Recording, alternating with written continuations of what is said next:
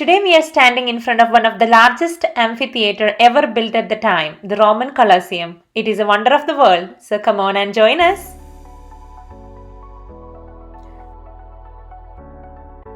Colosseum stands in the archaeological heart of Rome and welcomes large numbers of visitors daily, attracted by the fascination of its history and its complex architecture.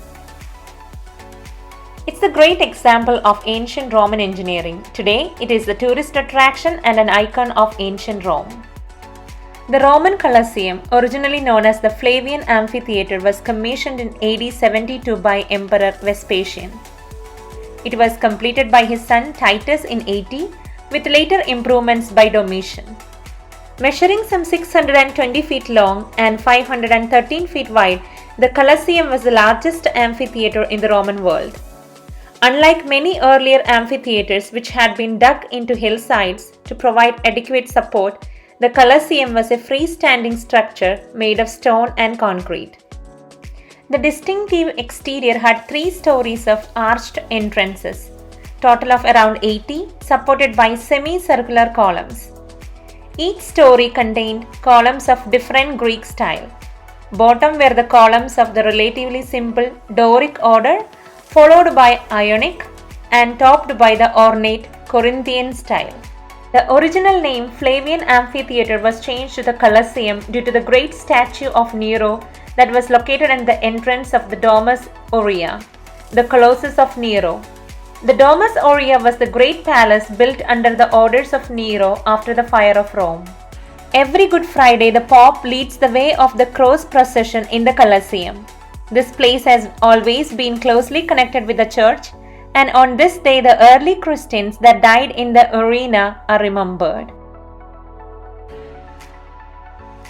Rising to a height of approximately 15 stories and occupying an area of 6 acres, more than 4 times the size of a modern football field, the Colosseum was the largest of all amphitheatres in the Roman Empire.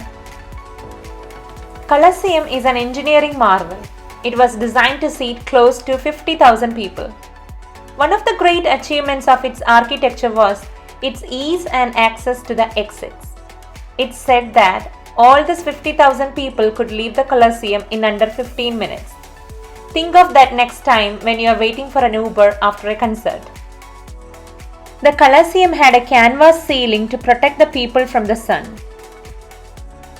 For an almost 200-year-old building, the Colosseum is in pretty good shape. That's because several earthquakes have shaken the famous site, causing the damage mainly to the south side. The rubble was quickly used to build churches and palaces found across the Rome. Of the Colosseum's 80 entrances, 76 were used for the general public, while the other 4 were built to the cardinal points. Important dignitaries used the south and north entrances. The 2 remaining gates were for the gladiators, but they served 2 very different purposes. The Gate of Life was located on the eastern side of the Colosseum. This is where the gladiators would enter before the spectacle began. The Gate of Death was located on the western side. This is where unlucky gladiators were carried out. Colosseum was sites of one of the most important rituals of Roman times, the games. The games were gifts from emperor to gain the favor of the people. The Colosseum was host to many different types of games, but the 2 most popular were the Venetians or hunts and the Monera, the gladiatorial games.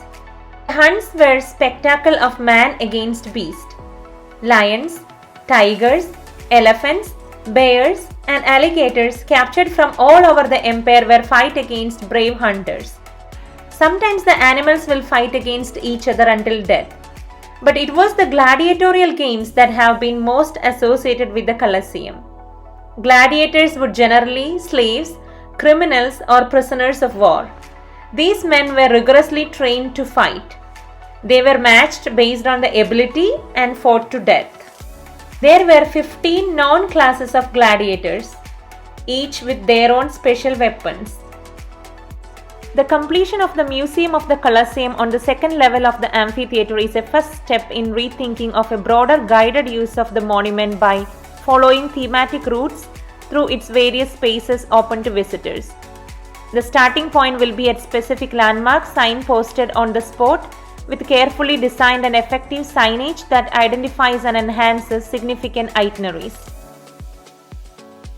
The archaeological excavations, studies and research work in recent years, presented in exhibitions and issued in richly informative printed publications, have made it possible to increase and flesh out our knowledge of the amphitheatre in the course of its long life, understanding the ways it has been reused and ideological interpretations of it, and finally presenting them with even greater completeness.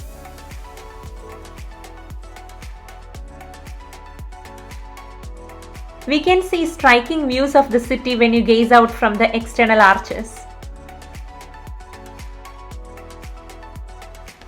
The arena comprised of wooden floor covered by sand covering and an elaborate underground structure called the hypogeum. It consisted of a two-level subterranean network of tunnels and cages beneath the arena where gladiators and animals were held before the contest began. Various preparations made before each show took place in Colosseum's underground levels. The technical apparatus were covered by the arena floor, which was full of trapdoors. Men and animals appeared unexpectedly, hoisted up by freight elevators operated through complex systems of winches and pulleys. At risk of collapses and fires due to their structural characteristics and the abundance of wood and rope, they were destroyed in the fire of 217, which seriously damaged the entire monument, causing its closure until 222.